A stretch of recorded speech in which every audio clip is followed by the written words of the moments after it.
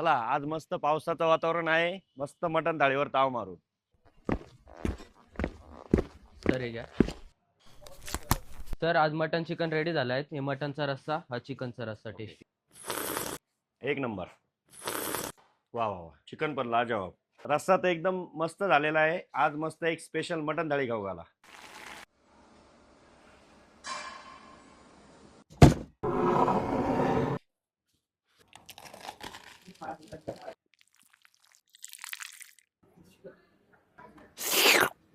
मस्त. पावसाळ्यात स्वादचं मटण खाण्याची मजाच वेगळी.